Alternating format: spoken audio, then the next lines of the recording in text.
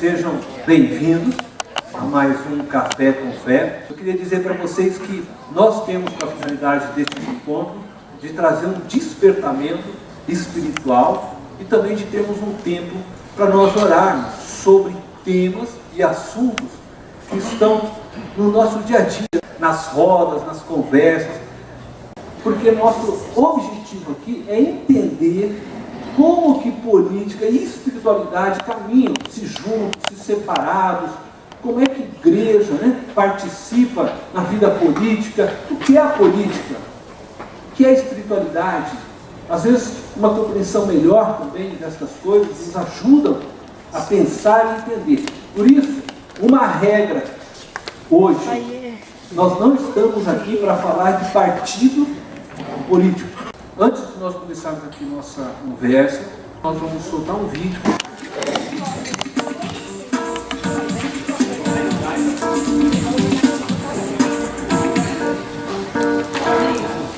Bem-vindos ao Política Sem Mistérios. Nós precisamos da política e é a política que muda os destinos de uma nação e de um país. É importante que as pessoas tenham esse discernimento. A política é um termo derivado do grego e ela fala do relacionamento das pessoas. Não é uma coisa só partidária, só das eleições. Quando você em casa se relaciona com sua família, no seu trabalho se relaciona com seus colegas, na cervejinha, no futebol, no seu cotidiano, você está fazendo política. Por isso, é importante que a gente compreenda bem o que significa esse termo que é fundamental na nossa vida e pode ter certeza, fundamental para o nosso futuro. Milton Montim. Milton Montim foi deputado federal aqui no estado de São Paulo, se eu não estiver aqui errado, por 4 mandatos. E ele está explicando para nós um pouquinho o que é então a política, E eu queria dizer assim, um grande, talvez, desafio para nós, brasileiros, é que nós, brasileiros, não demonstramos grande interesse pela política, por aquilo que envolve a política. Embora eu diria que me parece que nesses, talvez, 3, 5 últimos anos, está havendo uma pequena mudança. Eu acredito que as redes sociais têm contribuído, parece que para uma maior participação da população com relação à política. E parece que isso vem mudando aos poucos. Mas foi feita uma pesquisa baseada na última eleição que nós tivemos, que foi para presidente, dizendo assim, pesquisas apontam que 26% hoje dos brasileiros não têm interesse em eleições ou nas eleições. Dia 15 de março, agora recente, nós tivemos aí uma manifestação aí no Brasil, aqui em São Paulo, e eu sei que membros da nossa igreja estiveram lá presentes, com relação ao repúdio, à corrupção. Por isso que eu digo que parece que está devagar havendo uma mudança, uma conscientização política diferente, por isso que nós queríamos tratar um pouquinho desse assunto. Nós vimos através do Milton que o termo política é derivado da palavra grega, é a palavra politeia, que vem de polis. Polis é cidade. Para o grego antigo, política estava ligado com boa administração da cidade. E espiritualidade, porque nós estamos falando de política versus espiritualidade. Então, política, nós devemos pensar que está considerada essa questão da administração da cidade. Uma boa administração no sentido grego antigo. E espiritualidade? Espiritualidade é algo que está acima da experiência religiosa. Por quê? Todas as pessoas, queira ou não, tenha consciência ou não, elas são envolvidas com espiritualidade, porque o ser humano é espírito, Uma das essências da vida da pessoa é espírito. Então, sem a gente pensar, a espiritualidade ela está muito acima da própria religião. Ela é uma realidade da nossa natureza humana. que, considerando aonde estamos, hoje nós vamos falar aqui, pensar em espiritualidade a partir do conceito cristão. Tá? Então, claro, nós não vamos abordar de uma outra perspectiva religiosa. Nós vamos pensar em política e espiritualidade e nós vamos conversar a partir do conceito cristão. Isto é, de pessoas que vivem uma espiritualidade dirigida pela ética do reino de Deus. Diante disso, então nós vamos lançar aqui a nossa primeira pergunta e eu vou abrir para que vocês possam então, estar colocando o que vocês pensam e acham. Mateus capítulo 22, verso 21. Jesus, ele faz uma citação a respeito do Estado. Ele diz: dai a César o que é de César e a Deus o que é de Deus. O que será que Jesus está querendo mostrar? Porque Estado, igreja ou espiritualidade andam junto ou não? Nós queremos pensar um pouco disso a partir desta palavra de Jesus. Nós vamos pensar a respeito disso. O Estado que nós estamos chama-se Estado laico, Brasil. Vocês sabem o que significa o Estado laico? O Estado laico que não existe uma religião oficial no Estado, né? A consciência religiosa, ela é de forma individual. Tá? Então nós também temos que considerar isso quando nós estamos aqui tratando de política e espiritualidade a partir da nossa ética cristã. Pois bem, então eu vou começar aqui e vou jogar a peteca já aqui para o Elias, baseado no que Jesus falou: dai a César o que é de César e a Deus o que é de Deus. Como é que nós vemos isso? Política, e César é o que? O representante do Estado. Deus, o representante da igreja, né? Está escrito que toda autoridade foi instituída por Deus. Elas falaram baseado nessa ideia, pelo que eu entendi. Nós somos um governo democrático, toda autoridade foi instituída por Deus. O que nós, igreja, devemos nos portar nisso? Só para relembrar aqui algo, eu me lembro, eu não vivi toda a ditadura, né? Porque eu sou muito jovem,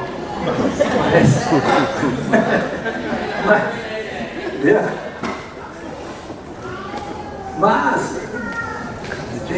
pela história, pelo que eu já li, pelo que já ouvi de pastores, colegas, a igreja, ela leu e sempre entendeu Romanos 13 da forma então que ela deveria estar submissa à autoridade, ao governo, ao Estado, que fosse, né, na época, ditadura, militares, e que não poderia se levantar, e foi sendo isso passado de geração, depois da nossa geração, a minha geração, a geração futura, de que nós tínhamos que estar respeitando, porque toda a autoridade foi colocada por Deus.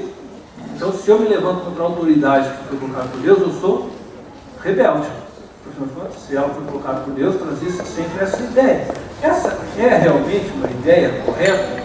Isto é, toda autoridade foi instituída por Deus. Eu devo me submeter a qualquer autoridade que está exercendo o poder, porque então ela foi instituída, colocada por Deus. E eu quero só lembrar porque a igreja, durante o que eu ouvi, então é isso que eu ia falar, na história, ela foi submissa, né? Ela se silenciou, mesmo sabendo que a autoridade matava pessoas inocentes, mesmo sabendo que a autoridade, né, não cuidava do povo como deveria. Afinal de contas, a autoridade foi instituída por Deus. É assim que a igreja deve se submeter então ao Estado. Nós devemos pensar e refletir sobre isso. Tá? E eu quero também ouvir vocês a respeito disso. Deixa eu levantar uma pergunta. Nós estamos falando de política. Quem é o nosso maior referencial de vida cristã? É Jesus. Certo? Jesus veio ao mundo, né? Deus se fez carne, e é onde nós hoje olhamos o nosso grande referencial. Então eu vou fazer a pergunta: Jesus, sendo o nosso referencial, fez política? Como ele fez? Todo mundo diz que ele fez. Como Jesus fez política? Jesus se posicionou? Bom, vou tentar responder a pergunta dela: o que a igreja pode fazer de prático, que eu acho que é interessante, e também tentar responder um pouco da política, se Jesus fez política. Eu vejo que Jesus, ele deu bases para uma boa política. Então, o que seriam essas bases que Jesus deixou? É a nossa capacidade de influenciar para que o interesse da justiça e da vida seja maior do que os interesses pessoais ou interesses escusos. Acho que Jesus deixa claro essa plataforma, né? Mas Jesus ele não está inserido no meio político da época de Roma, nem nada disso, né? Agora, em relação ao que a igreja pode fazer de prático, eu lembro de um texto que as pessoas elas vão chegando em João Batista: eu quero ser batizado, o que eu preciso fazer? Se você é um soldado, o soldado é um representante do Estado, ele fala assim: olha, não vai extorquir as pessoas. Então, aí vem lá um cobrador de impostos e fala: ó, não vai cobrar mais do que é o correto, né? Não vai roubar. Então, a igreja, ela deixa claro o padrão.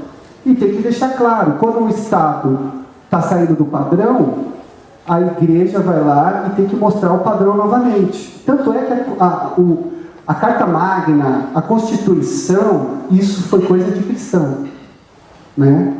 Então, tem que ter a influência tão grande dos cristãos para que a Constituição seja uma Constituição cheia de valores cristãos. Então a gente mostra o tom, porque nós temos a verdade.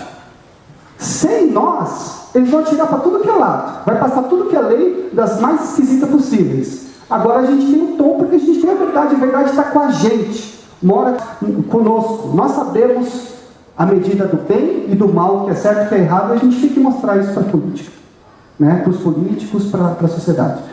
Mas mesmo assim é bíblico. Então esse é o papel da igreja, e amém. Eu queria poder fechar esse assunto. Eu quero só falar algumas palavrinhas antes de soltar o vídeo, segura só um pouquinho. A igreja de Cristo, né? Inclui a memorial, mas toda a igreja de Cristo, ela compreende, isso é fato, que a maior autoridade existente é Deus. É Deus, o Criador.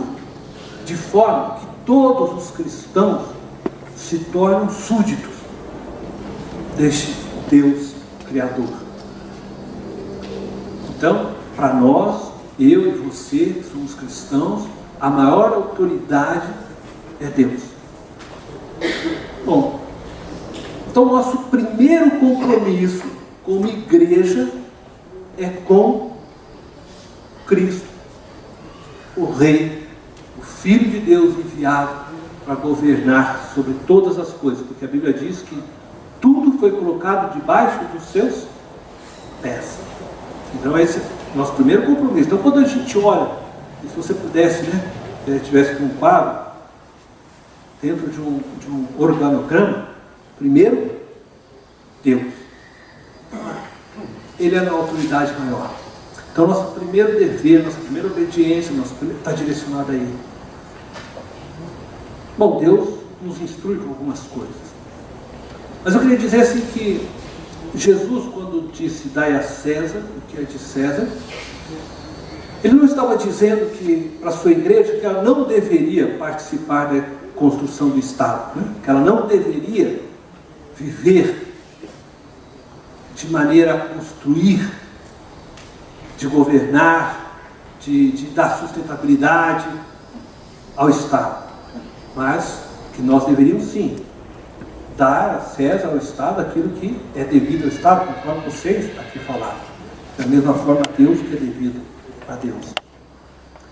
Eu quero dizer que de uma forma talvez prática, ainda que possa parecer um pouco só palavras, que foi colocado por vocês, eu só quero enfatizar um pouquinho, relembrá-los, a igreja, ela deve participar na construção do Estado. Bom, se nós partirmos do pressuposto que a Bíblia diz que existe ímpios e justos, ou existe luz e trevas. Se nós, que somos chamados por Cristo para ser luz do mundo, nós não brilharmos, nós não apontarmos caminho, quem fará? As trevas. Cadê a luz? Então as trevas vai nos dar o caminho. E nós sabemos que o caminho que as trevas construírem não será bom. Não será bom. Por isso Jesus diz: vós sois a luz do mundo.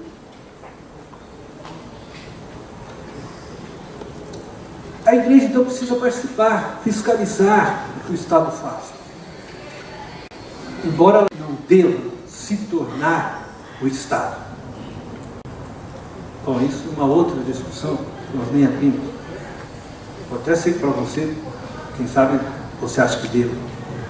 Mas quando a igreja se torna Estado, nós falamos aqui no outro nosso encontro, nós falamos de sacerdócio, nós falamos de profeta, nós falamos de rei. Quando a igreja se torna Estado, ela se torna submissa a si mesma ao Estado. Aí ela não tem mais voz profética. O profeta é aquela figura que não se prende ao Estado. Veja só, quem foi desafiar o rei Acabe? Acabe estava fazendo coisas como Estado, autoridade, ele era rei, que era contra a vontade, lá do nosso organograma, de Deus. Aí quem quer que vai lá desafiar ele? O profeta. Por quê? Porque ele está fora da vontade. Entende? O profeta, ele está sempre à margem, ele está sempre fora do governo. Porque ele é a figura que Deus precisa para poder orientar e falar quando necessário. Mas se ele faz parte do pacote, ele começa a se perder. E a igreja, se ela ficar como poder, ela perde a sua voz profética. Ela perde essa ação. Sempre era o profeta que ia. Quando o rei Davi começou a tomar atitudes erradas, Deus enviou um profeta. Foi lá colocar a mão, você está em pecado. E assim nós vamos vendo na Bíblia. Figuras sempre, os profetas eram figuras que estavam fora ali da estrutura, governamental do Estado. Então a igreja precisa ter esse cuidado, porque ela tem que ser luz. Então ela não pode se fechar dentro de si como Estado. O Estado, por sua vez, não deve interferir na vida da igreja de Cristo, porque o Estado ele precisa, na verdade, da igreja. Porque a igreja, como eu disse, é luz para ajudar o Estado a caminhar dentro da justiça, da verdade, porque a igreja se espera dela posicionamentos éticos que são dados e dirigidos pelo reino de Deus e que não vai se encontrar em outro lugar. Nós não teremos uma ética baseada em pessoas que não creem em Deus, que não creem na ética do reino. Por quê? Porque as pessoas que não creem em Deus, não creem na ética do reino, elas vão ter uma ética sustentada por si mesma, pelo seu entendimento, a qual ela fará e tomará decisões e ações sem considerar a vida eterna, sem considerar que um dia ela prestará conta a Deus. Por que o cristão, por que eu e você, não fazemos algo errado, mesmo que ninguém esteja vendo? Porque nós tememos a Deus. Mas quem não teme a Deus, o que me impedirá de assinar ou pegar um cheque? Não, para ninguém está vendo. Quem está me fiscalizando? Não tem ninguém, então eu vou embolsar. Mas o cristão não. Ele sabe, porque ele tem uma ética, ele sabe que ele vai prestar conta a Deus, e isso faz com que ele freie as suas ações. Ele se segura, porque ele sabe que tem um Deus a quem temer. Eu queria fazer essas considerações, eu quero soltar um vídeo. Um nome muito interessante para a pessoa que não participava da vida coletiva, que olhava só o próprio umbigo, que só cuidava do próprio nariz e dos próprios interesses.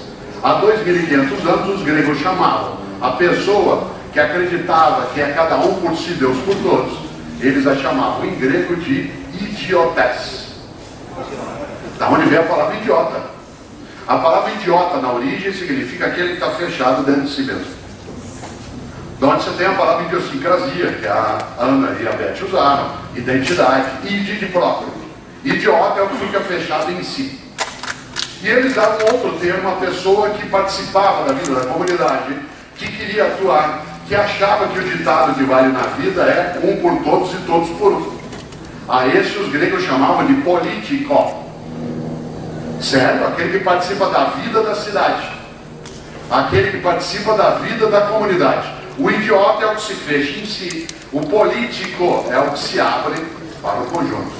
Por isso, atenção, na Grécia clássica, o idiota é aquele que não participava da política. Nós conseguimos inverter isso. E é preciso revigorar essa ideia. É preciso reinventar essa ideia. É preciso evitar esse sequestro semântico que foi feito. Esse é Mário Sérgio Cortella, nascido na cidade de Londrina, filósofo, escritor, educador, palestrante, foi secretário, se não me engano, da Educação no estado de São Paulo, aqui já. Né? Aí eu vou fazer uma brincadeira com vocês. Mas é brincadeira, né? Você é um crente político ou um crente?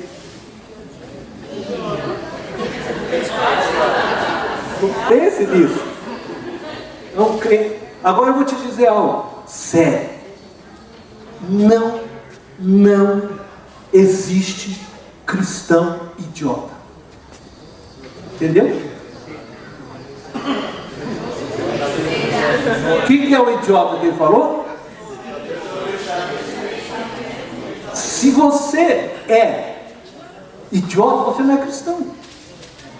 Ame o teu próximo. Como é que alguém pode amar o próximo se ele é fechado, hein? Não existe um cristão idiota. Não existe. Se você é cristão, você é político. Você é político. Amém? Bom, eu vou fechar e vou dizer aqui rápido. Né? Eu tinha algumas coisas para falar ainda, mas eu quero dizer assim, imagine que isso aqui é a agenda de Deus. Imagine que isso aqui é a agenda de Deus. Eu vou dar uma dica para vocês quando vocês forem votar. Porque começa nossa participação na eleição. Começa a participação de uma maneira correta. Então essa aqui é a agenda de Deus. Bom, o que tem na agenda de Deus? O que você acha que tem na agenda de Deus? Você é cristão, você sabe. Bom, a agenda de Deus é uma agenda a qual ele defende família. E Deus tem um posicionamento a respeito de família, vocês conhecem. Né? Homem e mulher se unem e tornam-se dois uma só carne. Homem e mulher. Não vou entrar na briga aqui. Bom, dentro de família, Deus tem alguns princípios sobre a educação. Vocês falaram, pais e filhos, tal, não sei o que, educar, usar varinha, não. Deus tem na agenda dele, o que está aqui. Dentro dessa agenda de Deus, nós temos também princípios morais, éticos, que aqui estão. Verdade, não é isso? Lealdade, que deve estar sempre sendo trabalhado para o reino de Deus. Bom, você vai escolher um político, tá? Você está na pré-eleição. Então imagina que essa aqui é a agenda do político agora. Você precisa olhar para a agenda do político que você está escolhendo. E aí você precisa pegar essa agenda do político que você está escolhendo e fazer o quê? Confrontá-la com a agenda de Deus. Aprenda a fazer isso. Eu vou votar, peraí, eu vou confrontar, seja o partido, seja o político, eu vou confrontar com a agenda de Deus. Aí você vai lá votar com a sua consciência tranquila. Bom, você pode falar, pastor, não tem nenhum, talvez não achei nenhum, que a agenda dele é igual a agenda de Deus. Mas tente achar pelo menos que está mais próximo da agenda de Deus. Aquele que está defendendo valores que é de Deus. Aquele que você vê, não, ele está defendendo valores da família que são de Deus. E ele está defendendo, ele tem um posicionamento ético diante das coisas que são o posicionamento de Deus. Olha, ele luta, né? Deus diz que nós devemos, vamos pegar aqui, tá? Gênesis, Deus diz que nós devemos cuidar de toda a terra. Na agenda desse político, tem um cuidado pela terra, tem um cuidado pela família, bom, essa é uma pessoa que eu devo considerar. Não, nessa agenda aqui não, ele está indo contra esse princípio de Deus, ele está indo contra isso, ele só está... Eu não vou considerar. Então, quando você for votar, já começa fazendo política por isso, começa a avaliar, só que nós não gastamos tempo com isso. Nós não gastamos tempo com isso. Nós nem sequer pesquisamos a vida da pessoa. Sabe como é que a gente faz política? Aí chega o Carlos, não sei quem eu ouvi isso muito nesse tempo agora. Eu não sei quem eu vou votar no deputado estadual. Eu não falo a verdade, eu também falo. Eu não sei quem. Aí, volta lá no... Quem que você votou? Não sei lá. Volta lá no fulano. Aí sai lá e volta. Mas por que eu estou votando? Entende? Mas por que antes eu já... Porque nós não pesquisamos, nós não temos interesse político. E aí depois nós temos os políticos. Assim, tá? Vamos ter um tempo de oração por isso? Amém? Eu sei que aqui então nós só temos cristãos políticos, né? Temos cristãos de classe de ordem, nós temos cristãos políticos que participam da vida, que amam o próximo, que olham para frente. Vocês falaram muito bem, eu gostei de ouvir tudo. Agradeço a todos. Eu queria que você fechasse seus olhos agora, se tivesse um tempo, e orasse por aquilo, tudo que nós falamos aqui, por um país politicamente correto e melhor.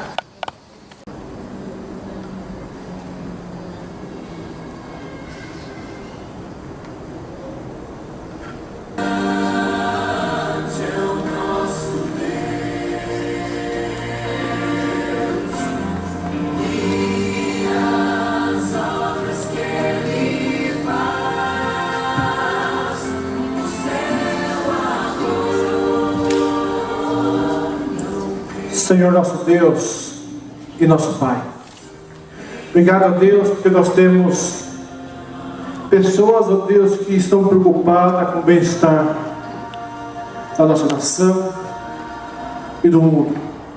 Obrigado a Deus porque nós temos pessoas que têm um coração para te servir. Pai, nós sabemos que é muito difícil viver nesse mundo, mas com nós temos um Deus Todo-Poderoso, como nós temos o Senhor, ó Deus, como nosso Deus, tudo se clareia. Obrigado, Pai, porque nós temos pessoas que amam pessoas, e é isso que o Senhor ama também, ó Pai.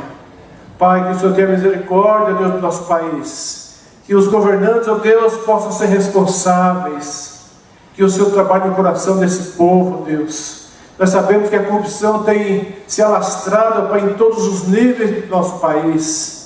Mas nós sabemos que os teus olhos, ó Deus, estão em todos os lugares. E temos a certeza, Pai, que o Senhor está olhando para tudo isso e tomará uma providência, Pai. Porque nós não queremos, ó Deus, que pessoas sejam ceifadas, ó Pai, por causa dessa corrupção.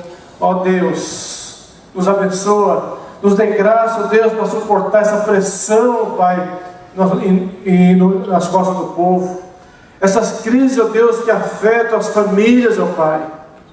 Deus amado e santo, nós queremos te suplicar nesse momento a tua bênção, ó Deus, sobre nossa nação, nos três poderes, ó Deus, que o Senhor esteja abençoando a nossa presidente, os governadores, os deputados, senadores, que todos eles, ó Deus, nesse momento, ó Deus, possam ter a responsabilidade e por leis rígidas, firmes, ó Deus, que venha beneficiar todos por igual.